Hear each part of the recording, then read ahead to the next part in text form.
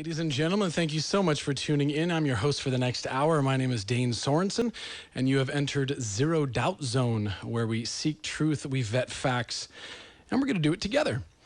This is actually the second show we've ever done, my second time on air. Last week, I think went pretty well. I listened to the rebroadcast a couple times and realized that I say about 750,000 times, so I'm working on that. I did admit that I have a long way to go. I wasn't born with the ability to do this, or maybe that is the case. I don't know.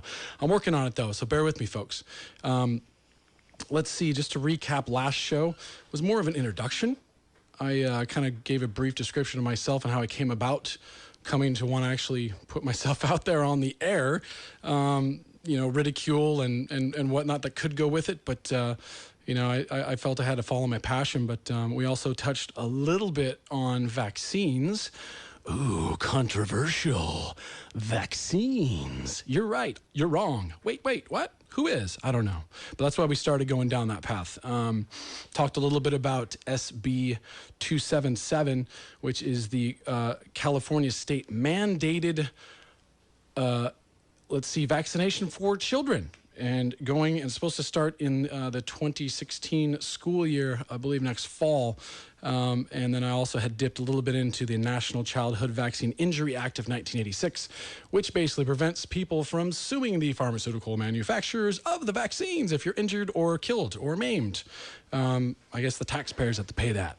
Anyways, I just want to give you a brief kind of synopsis of the last show.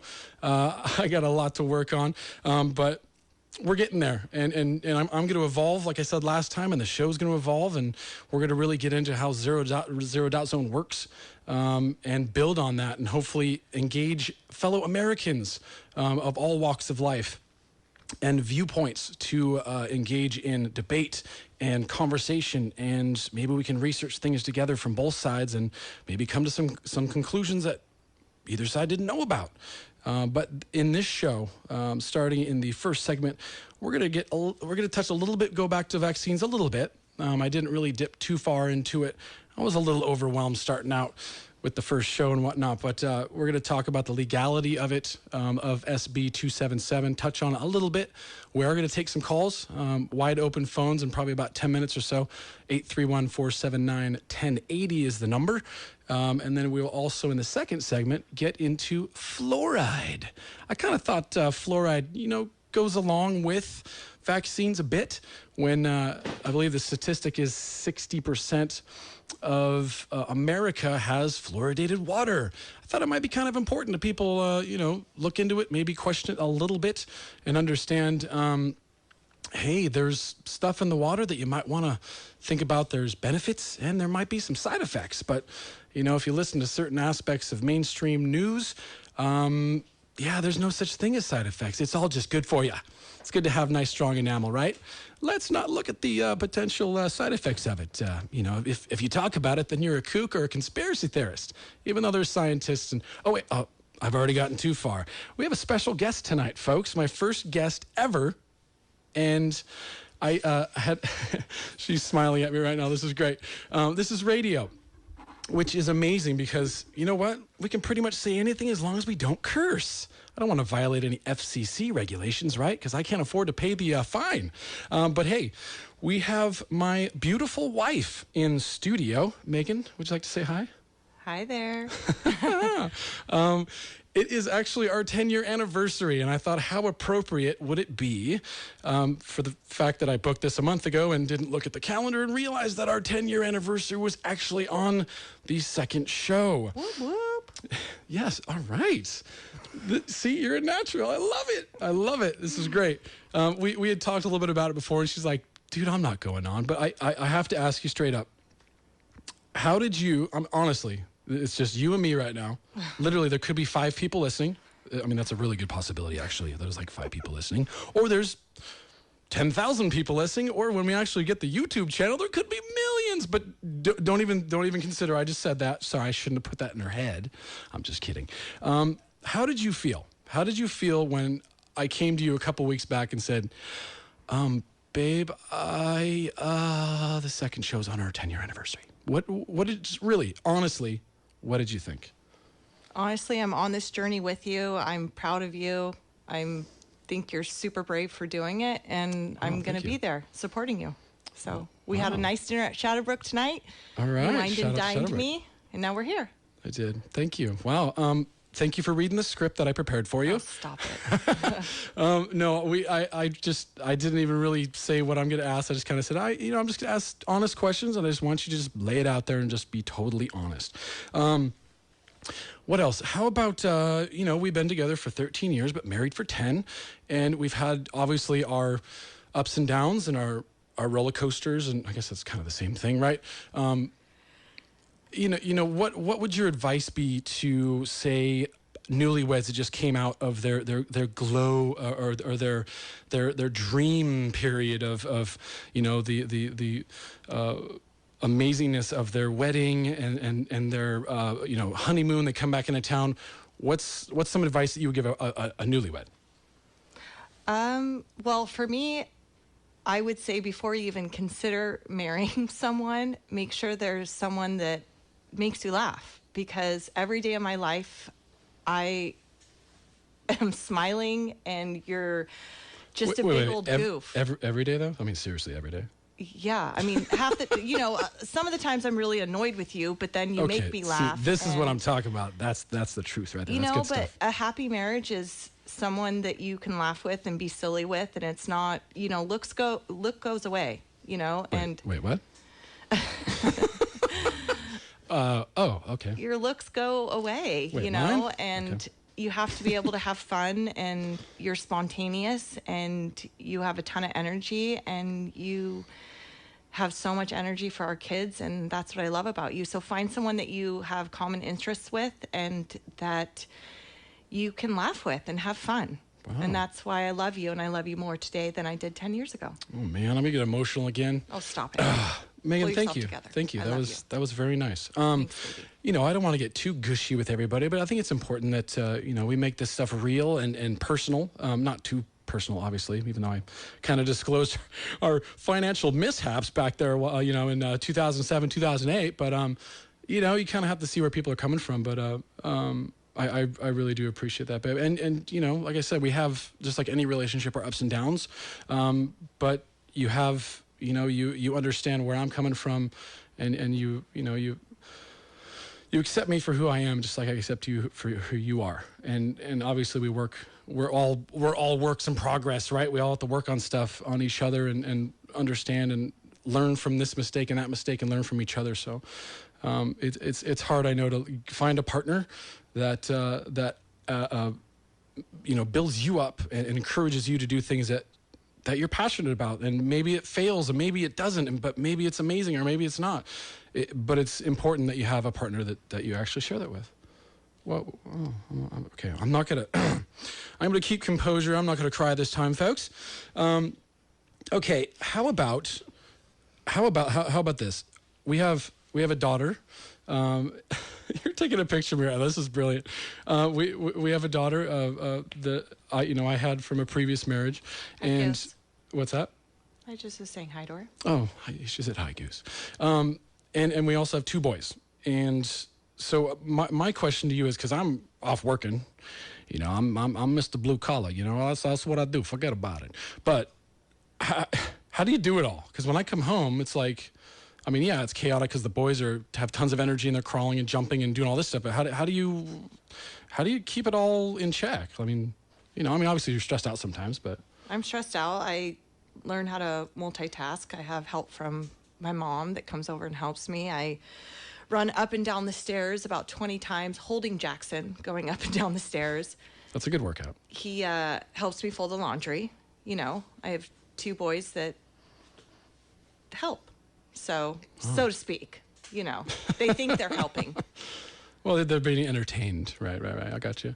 Well, awesome. Megan, I wanted to thank you for putting up with me. And you can interject anytime you want during this whole show. She's actually going to be hanging with me this whole time. So this is actually pretty cool. I'm excited. That's pretty cool. Just don't burp in the microphone. Oh. And if you need to fart, please step outside the room, because this is a somewhat enclosed place. That's wait, gross. Was I not supposed to say that? I'm sorry. Girls don't fart. Well, Well, oh, that's right. Yeah, it's a medical thing that God created that women actually do. And if they do, it's actually roses that they... Anyways, okay. Well, all right. Let's get a little serious here, folks. I know sometimes that can be challenging. But we're gonna touch back into the first segment here. We're gonna touch back on to vaccines because I do feel it is so important that we, all of us as a people, consider both sides and do more research than just looking on what your friends said on Facebook. I know there's other people who've really dove into this stuff. I've really truly. I have looked at documentaries on both sides of support and you know, the vaxxers and the anti-vaxxers. And really what I've come to find is it's just a lot of concern. It's a lot of concern on both sides. We have parents on both sides that really want to protect their children. And we're told many things about herd immunity, and we're told that people who don't vaccinate are endangering people that do. But then you read studies, it's like, well, how is that logical? If you are vaccinated, how would someone who isn't affect you? But then they say, oh, well, because it's herd immunity. But then you start digging into it, and it's like, wait, where's the study that actually compares this? Because believe me, folks, I've been looking for 7 years now. And I mean, there's little blips of studies here and there. There's stuff that the pharmaceuticals companies put out there. But and hey, maybe I'm not looking at the right places. That's very possible, and that's why I want people to get involved. You know, we started a Twitter account. We started a Facebook account, zerodoubt.zone.com. YouTube channel is going to be going on pretty soon, Zero Doubt Zone. So it's going to start. I truly hope and pray that this is going to start the ball rolling with the interaction of it.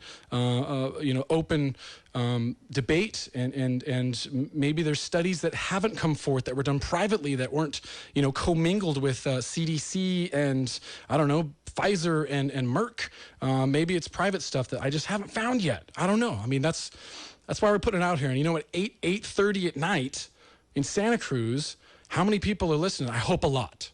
But some of you might be watching, you know, Dancing with the Stars, or you might be watching, I don't even know what's on TV anymore. Anyways, the point is that this is going to hopefully launch into something that is going to spark everybody's interest, not just the left, or not just the right, or not just men, or not just women, or not just parents, but the whole goal, and this is just the beginning, man. This is only the second show. But with the YouTube channel that's going to be coming out and everything else that's involved, I really hope and pray that this is going to be something that really activates people's critical mind and go, wait a second, I never thought about it that way. Whoa, what's this? Whoa, what's that documentary about? Well, this is some really detailed information. So, you know, I get it. I'm more or less trying to be a devil's advocate here because I grew up. I've been, you know, I've had my shots. Of course, back then it was, I mean, I'm turning 40 years old, so I was born in 1975, right? But back then it's like we only had so many shots, right? But now it's like, I forget the number. I think it's like up to 68 by the time with boosters altogether. But by the time a child is 18 years old, there's 68 shots. That's a lot more than it used to be. But, oh, well, if you don't, then, you know, everyone's going to get sick. And that's why, you know, measles came back and this and that. But then who's patient zero? You know, there's one side that I researched and it said patient zero was actually believed possibly, and there's that possibly, that it was someone who was recently vaccinated. Well, how's that possible? Because they got vaccinated, they should be fine and that should be it. Well, here's the thing is you start digging into it. You actually read the insert, not the pamphlet like I said last week. The pamphlet is what the doctor gives you with your schedule. You read the insert from Pfizer or Merck, and it says, you know, these are the ingredients, and these are the possible side effects, and, you know, here's this, that, and the other. Well, you start reading in certain ones, and it actually has a paragraph which literally, like, blew my mind. And it says there's a 14 to 60-day off-gassing period. What the heck is off-gassing period? So the person farts and then spreads malaria, or not malaria, but measles and stuff? I mean, come on. Well, I'm trying to be funny here, but you have a period of after you get the shot, there's a period potentially of 14 to 60 days where you could actually spread that virus to other people. They very well could be vaccinated or not vaccinated.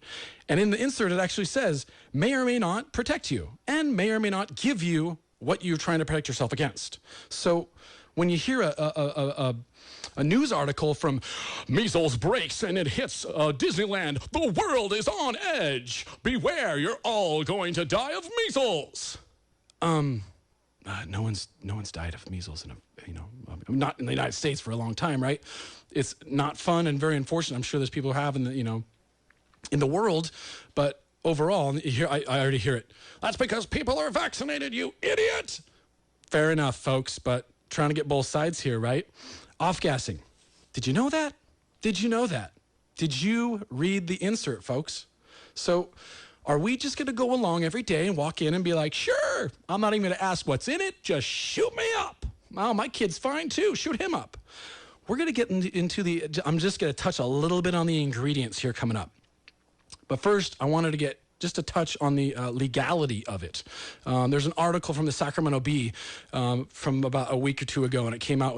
Tim Donnelly was a former assemblyman, and he actually filed a referendum to overturn the California vaccine bill.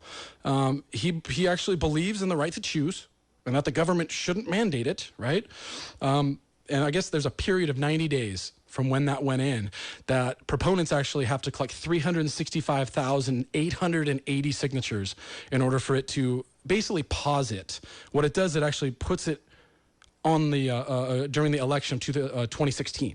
So here's the kicker, though, is Donnelly, he did choose to vaccinate his kids. So he's not what they call a anti-vaxxer, right? He chose to vaccinate his children. He believes in vaccines. He's been demonized for going against the bill that mandates it, but he made the choice out of his own free will, and this is his statement, and he wasn't forced or compelled by the government. That's a really good point, Mr. Donnelly. Maybe we all should think about that for a second. Are you willing to make this choice here, and when does that stop? Okay? Does it stop with vaccines? Oh, yeah, well, I'm sure it is, right? Because that's everyone's health. Okay, but if it's everyone's health, why are certain findings that have come up by scientists not accepted or even oh, nope, they're wrong. Nope, it does not cause autism. Nope. Well, thank you, Penn and Teller. That was very descriptive. Why doesn't it? Because it doesn't. Well, there's stuff coming out, some whistleblowers and some other things that are kind of showing that. So I think before we just say, hey, no problem, yeah, go for it. What about choice? I mean, what about choice? I think that's really important. There's another article out of the Los Angeles Times. The ACLU says the California vaccine bill could actually violate state constitution. The ACLU actually sent a letter to Senator Richard Pan and Ben Allen, who were the creators of this whole lovely thing. And to sum it up, it basically says that the state constitution says that children have a right to an education. SB 277 violates that right. And of course, there's been no response as of yet.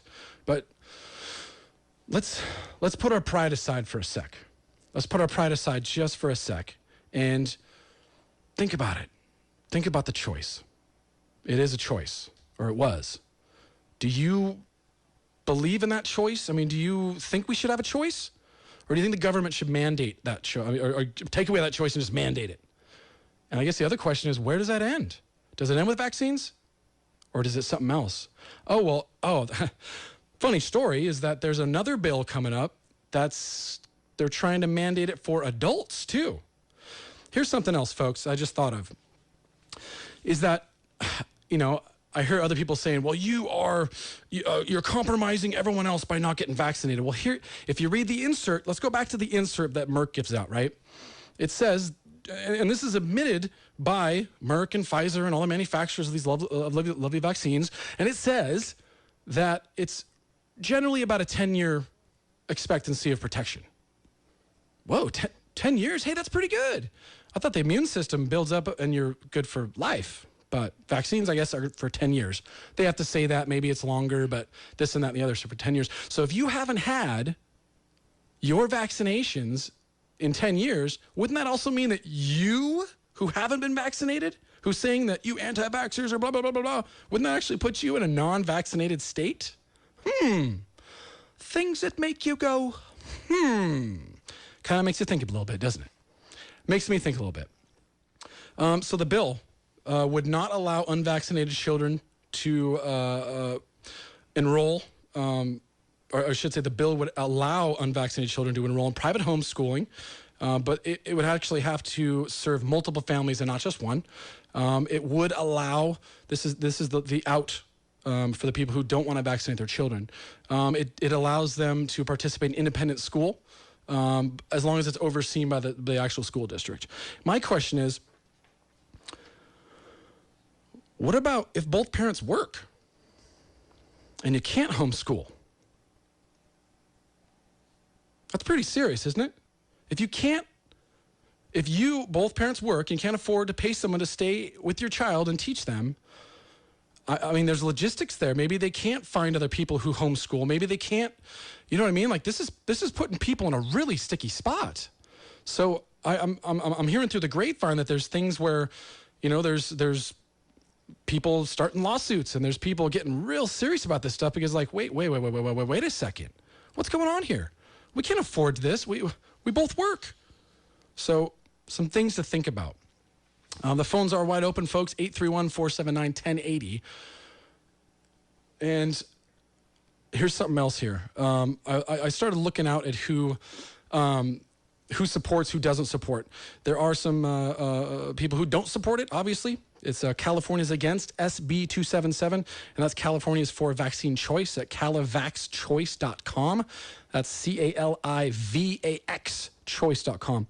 And also California for Medical Freedom, medicalfreedomtahoe.wordpress.com. Supporters of the vaccines and the bill, they actually wrote a very nice letter and thanked everybody for doing it. It was the California Medical Association, the statewide PTA, American Pediatrics Association, California Black Health Network, California Children's Hospital Association, California School Board Association, California School Employees Association. So there's a lot of support, which is totally understandable.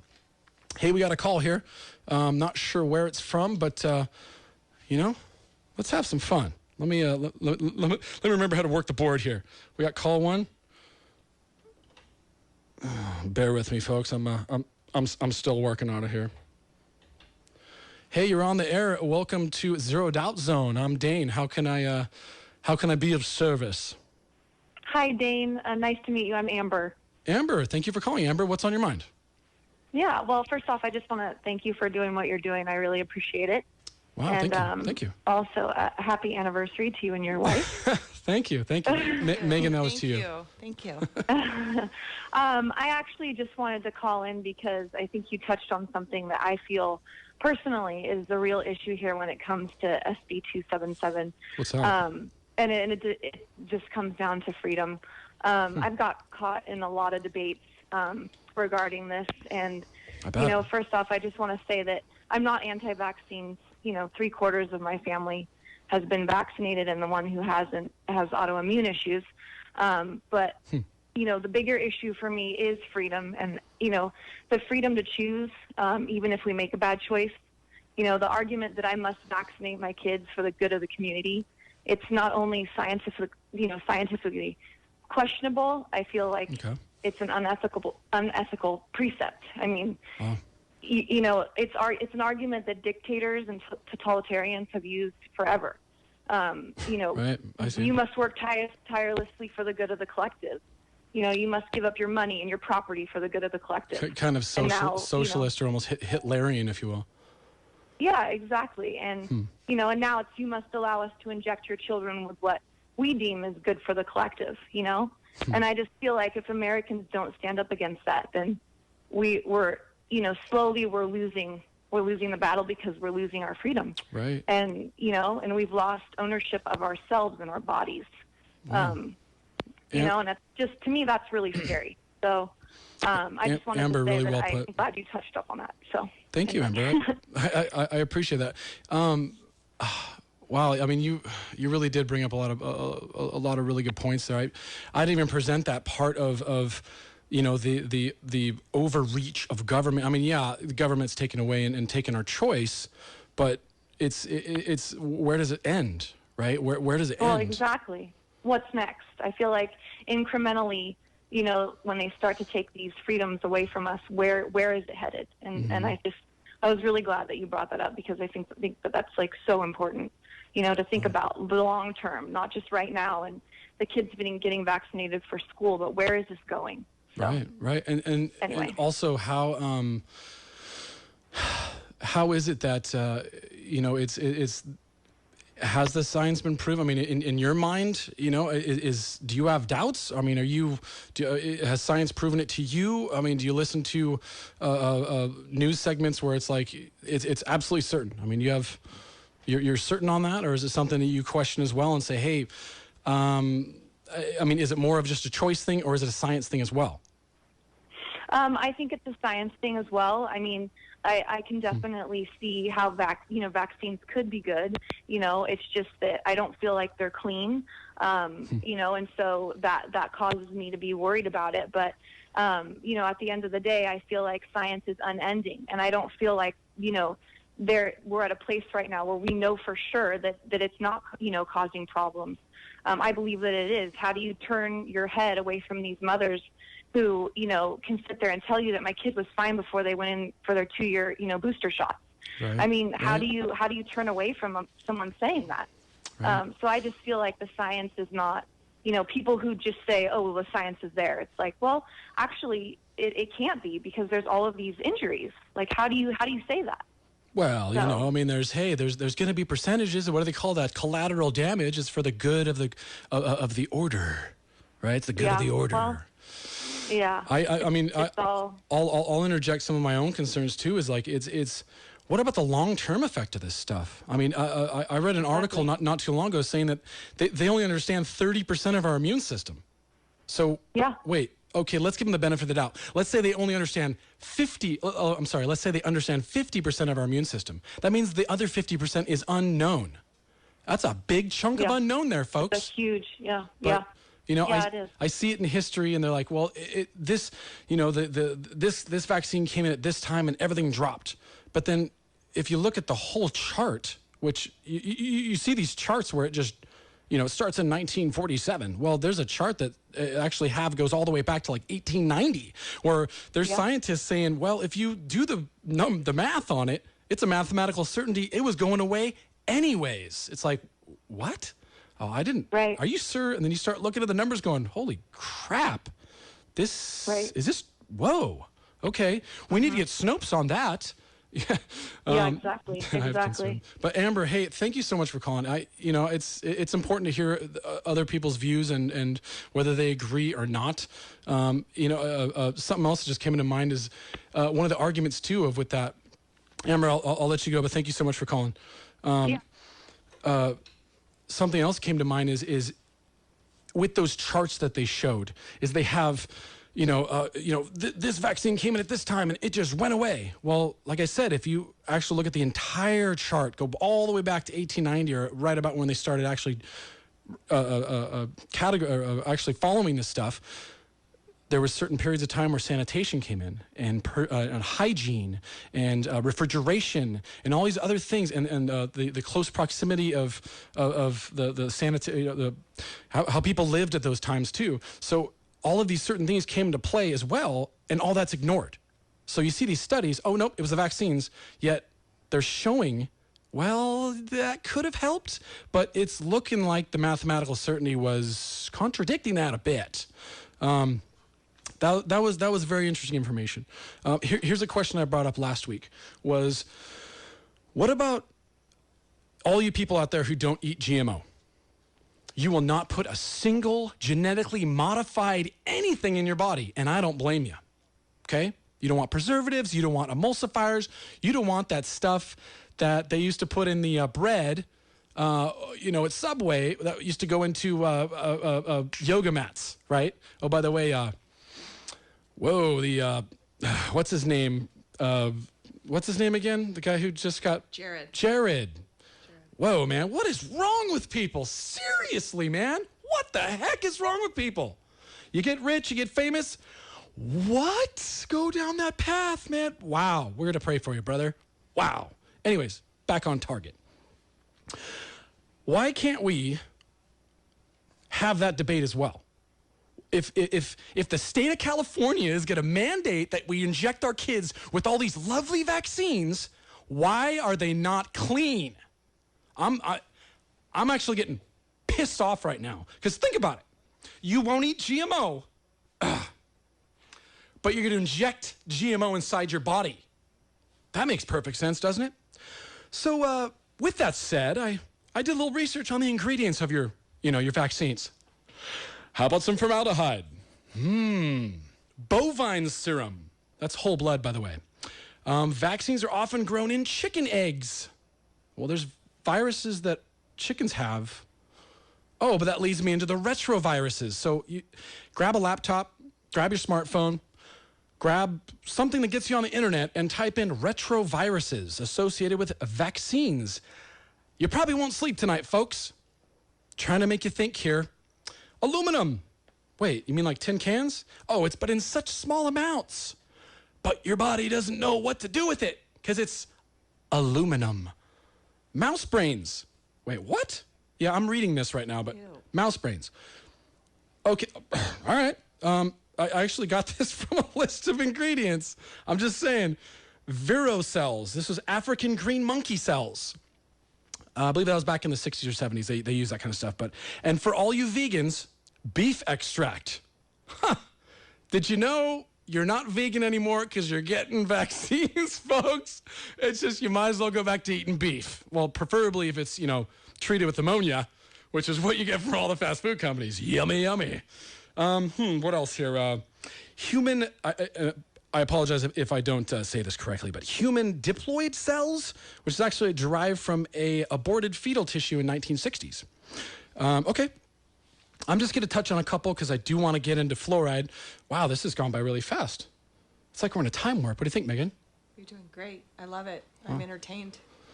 Well, I guess that's good.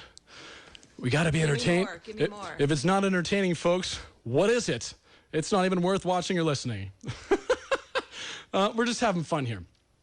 I want to get into a preservative that really, really shot at me. I'm not even talking about thimerosal yet, which is still used in, the constantly used flu shot. But let's get into a preservative that I thought was very interesting. It's called a 2-phenylhexanethanol. I butchered it, I'm sorry, which is a glycol ether. Okay, I have to read this because I don't have memory retention or I can actually remember this stuff. But glycols are a series of chemicals that find their way into all sorts of things, like paint, lacquer, jet fuel. But let's put that in our arms, shall we? Good luck. It's also used as antibacterial in cosmetics as well as a stabilizer in perfume. Oh, that smells good, doesn't it? I love that. Hey, darling, is that the new phenylaxylnotholin? I'm sorry, I totally butchered that. How about this emulsifier right here? I need to get serious here because this emulsifier this really, really might make you rethink it. And not saying don't vaccinate, but maybe we should be demanding, first of all, choice. Thank you.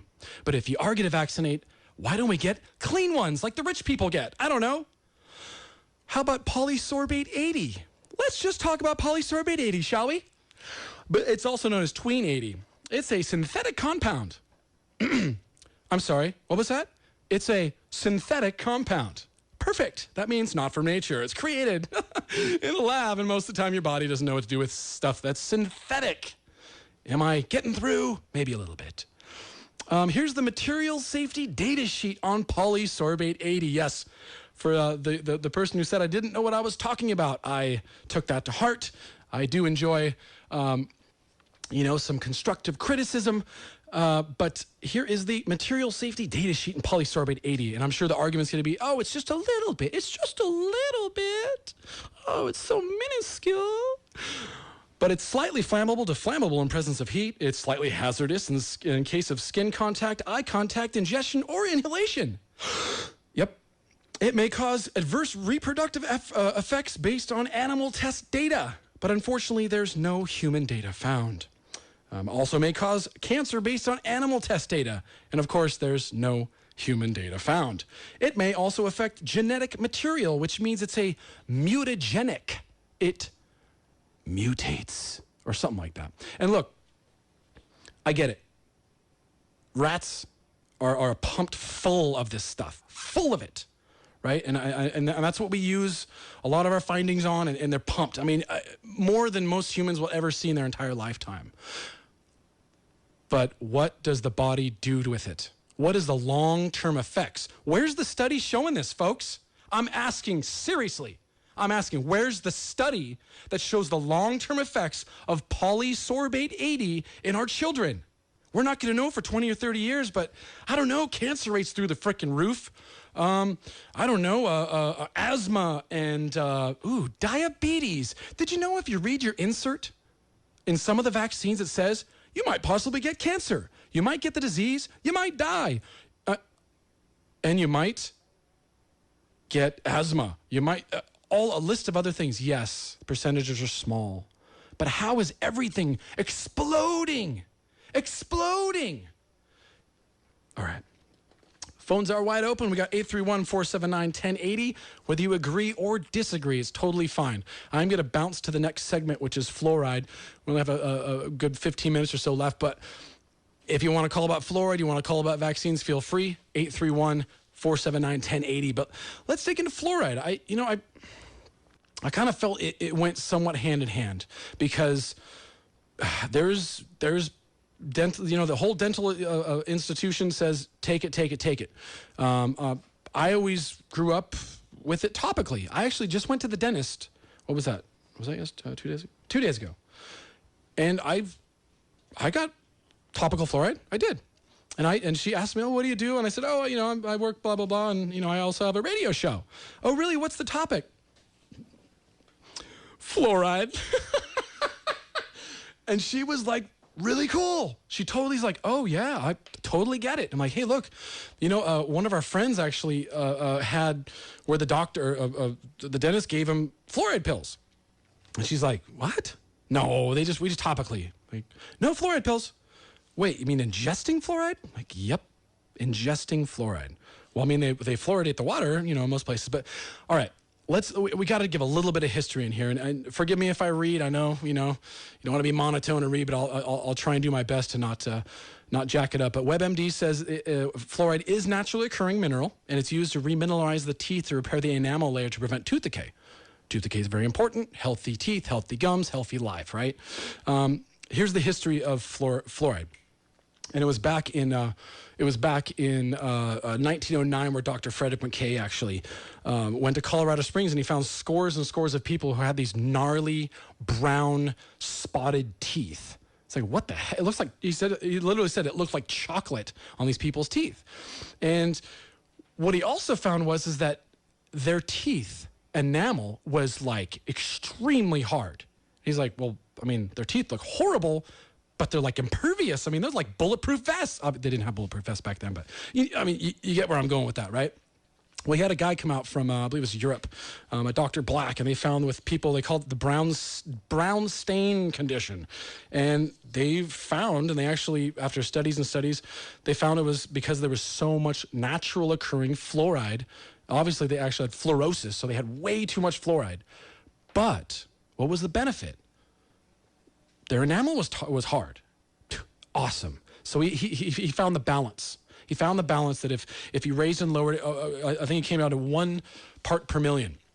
And that might have changed, but he found that actually kept it, fairly balanced. It wasn't little spots here and there, a little bit of fluorosis, but it wasn't brown. It wasn't jacking their teeth out for the rest of their lives, right? But back in 1948, they actually started a 15-year study of 30,000 school children in Grand Rapids, right, Michigan, and where they actually fluoridated the water and found 60% drop in tooth decay. Wow. Okay. That's profound. I mean, that's proof right there. And I know that the vaccine thing, people could say, well, this, that, and the other, but okay. Water fluoridation, CDC.gov says that water fluoridation is cost-effective because it saves money for families and the healthcare system. That does make sense, man. You got healthy teeth. You're not a drain on the system. Of course, we have I don't know, 100 million Americans on some kind of government dole, right? So a third of the entire country is on some kind of government handout. Pretty sure that's a recipe for financial failure, folks. I don't know. You better keep paying and continue to pay your taxes, because I'm pretty sure they're going to keep going up. We got a lot of people to support. Sorry. What else? I have what are the side effects? That's actually my question. What are the side effects to all this? Because the EPA, here's the thing, this is what I looked up. EPA actually lists fluoride as a chemical with substantial evidence of developmental neurotoxicity. That means it can actually mess up your brain, folks, right? But it's like, wait. It's good for your teeth. Why would it be messing up our brains? Okay, this is weird. All right, but we're gonna get to that, because there's fluoride, natural, and there's some unnatural fluoride. We're going to talk about the unnatural stuff. But this is from Mercola.com. Love him or hate him. He's got a lot of really good vetted information. And here's some really eye-opening stuff. It says U.S. drinks more fluoride than in the rest of the whole entire world combined. Here's something interesting. Western Europe says 97% drink non-fluoridated water. Another interesting statistic. The World Health Organization, that's WHO, World Health Organization says that fluoridated countries do not have less tooth decay. Did I read that right? Yes, I'm reading that right. Fluoridated countries do not have less tooth decay than non. That's by the World Health Organization. That's a trusted place, right? There's a 500-page scientific study. Fluoride is an endocrine disruptor. I don't even know what that means. I didn't have time. I wrote this last night at like 2 a.m, okay? I'm running on like 2 seconds of sleep. I'm just kidding, but you can look it up.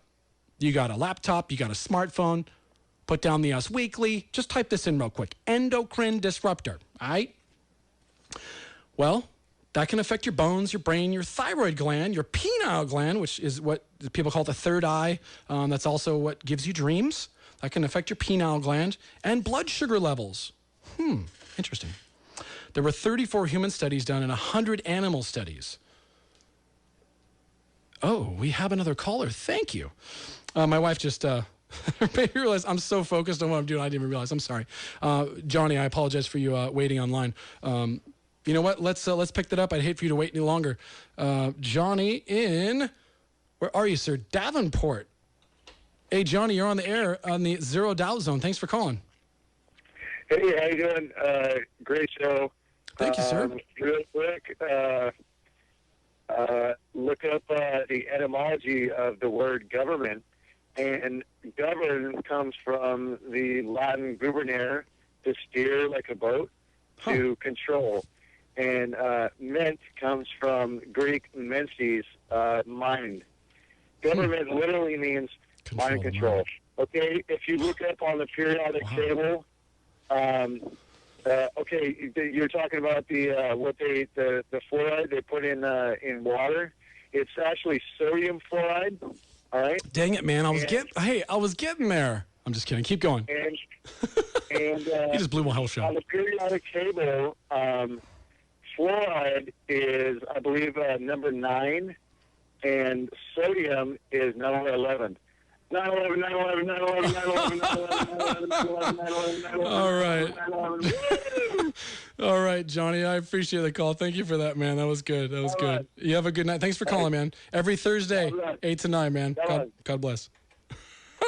That was very creative. 9/11, 9/11, 9/11, 9/11. Oh, we're not touching 9/11 for like 2 years, folks. But we're going to talk about it. All right, so Johnny, thank you for calling. Back on track. There was 34 human studies out of that 500-page study done, and 100 animal studies. They showed fluoride as a link to brain damage, including lower IQ in children. I got a list of other stuff here. It also included increased lead absorption, hyperactivity. It disrupts synthesis of collagen, muscle disorders, thyroid disease, arthritis, dementia, bone fractures, bone cancer, inhibited formation of antibodies. Pretty sure that's not good for your immune system. Oh, drink up. Genetic damage and cell death, increased tumor and cancer rate, disrupted immune system, and always lovely damaged sperm and increased infertility. Well, why not? Too many people, right? Sorry. How about, what's up? We got natural fluoride, and then it's something that Johnny, I wasn't joking. He actually brought up sodium fluoride. So I started digging into what is actually dumped into all these water places. And they actually add fluoroacetic acid. So it's not the natural stuff that the people from, Colorado Springs got and made their teeth turn gnarly brown and made them all super hard. It's actually fluoroacetic acid, which is captured in air pollution control devices of the phosphate fertilizer industry. What? We might need Snopes on this one. I'm just kidding. We're going to zero doubt zone this. We got to zero doubt zone certify this stuff, because I read that and went, okay, I understand it. It is fluoroacetic acid. Totally get that. But is it really from phosphate fertilizer industries? Sometimes truth is stranger than fiction, folks.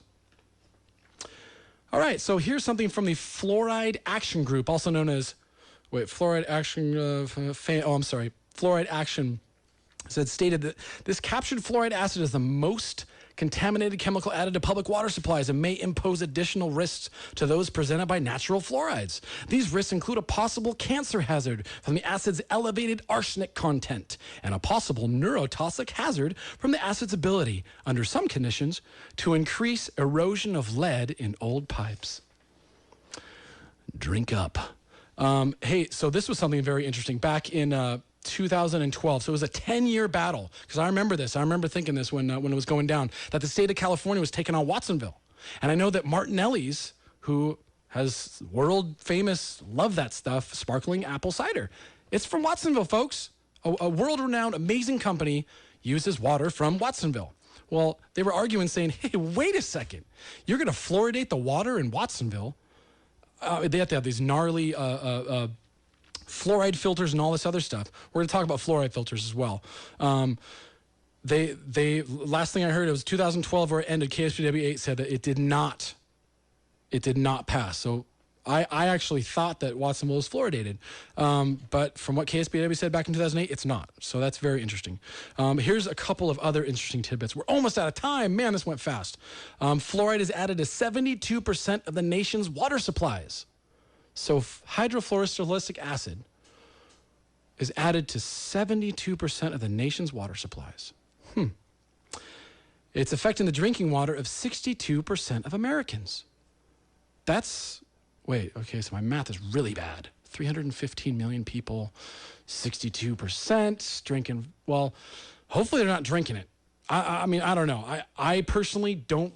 I have to, this is not zero doubt zone certified, but my personal opinion is topical makes sense. Ingesting it, I don't know. That the fluorosilicic acid doesn't sound like so much fun, does it? We do have a few more minutes. If any other calls want to come in, 479-1080. But we do. Hey, something interesting, actually. I forgot to add this. Did you know, very interesting fact, that I know this is controversial, but this is history, that the Nazis actually fluoridated their citizens. Because Hitler, and I actually read this a number of years ago, believed that it lowered the IQ and got them docile. And they actually used it on in the concentration camps. This is history. So we don't have to zero doubt zone this stuff. This is in history, right? They used it on the concentration camps, people, the prisoners, to make them docile. Wow. Okay. Well, that kind of proves some stuff there, doesn't it? I don't know. Psychopath with a bunch of fluoride. Don't question it. Just drink up, shall we? Hey, we got another call. Sweet. We can fit you in. We have a few more minutes. Don't know where you are from or your name, but hey, let's get you on the air. Thank you for calling Zero Doubt Zone. What's on your mind? Well, I know you're almost out of time. I'm calling about the vaccines. All right. What's on your mind? Well, the NACCHO, N-A-C-C-H-O, National Association of City and County Health Officials, they are the lobbyists, or one of the lobby bodies that are behind the forced vaccination for kids. Really? And they have on their website that it is their goal to mandate adult vaccinations by the year 2020. Oh, 20. Oh, see, I thought it was a little bit sooner than that. Wow, 2020, okay. Well, 2016 was their goal for kids. So they start with the kids. Looks like they reached that one now, didn't it? Exactly. One other thing is the inhalation testing, dermal ingestion testing for these vaccines. You know, this stuff's being injected directly into your blood. Right. It's actually bypassing your immune system, right? Exactly, and there are no studies whatsoever. In fact, Dr. Russell Blaylock, who is a world-renowned neurologist, has some really good papers, and people can find it on the internet. Russell Blaylock and vaccines. Awesome. So thanks a million for what you're doing. Hey, Lance, thank you. Thank you for calling. That was great information. Okay, buddy. Have a good night. Wow, Lance, thank you. Yeah, that was important. And hey, this next segment is actually brought to you by the same makers of Cymborta. It's new fluoridated water that you can get bottled for your kids. Oh, it's so good. Drink up. And it comes in these handy dandy fun 8-ounce sizes. Oh, so you can get as much as you want for as long as you want. Don't worry about the dosage. It's so much fun. Everybody have fun because you're going to be smiling and docile. Mommy, could I have some more water? Sure, honey. Grab your iPad while you're at it. I can't. Oh, I'm sorry, that was too far, folks. But, I mean, there's stuff coming out from neuroscientists. There's stuff coming up from other scientists saying, you guys don't, blindly do this. You got to think. You got to think about that. So we will be going forward with the Zero Doubt Zone site. We are going to be pushing stuff. We are going to be offering stuff going forward here in the next couple weeks. It's a work in progress, but we're going to be getting into stuff like fluoride filters, the ProPure water filter that gets out the fluoride and the glyphosates, and it gets out the chlorine and all the garbage that accumulates in your body that your body doesn't know how to do and what to do with it. So fluoride filters, in my opinion, are very important for places that do fluoridate. Santa Cruz does not. Thank God. There's enough natural occurring fluoride in our water supply that the state can't come in and dump those giant barrels of fluoroacetic acid in there. Oh, yum, yum. Drink up, everybody. Woohoo! Well, hey, I want to thank you all for joining me. I want to thank my beautiful wife, Megan, thank you so much for joining me. And Camerling Photography, that's Kaemmerling Photography for videoing this. We are going to be putting this on YouTube here pretty soon, folks. You can also reach us at zerodoughtzone.com/blog/. And we will be hitting the Facebook as well and Twitter.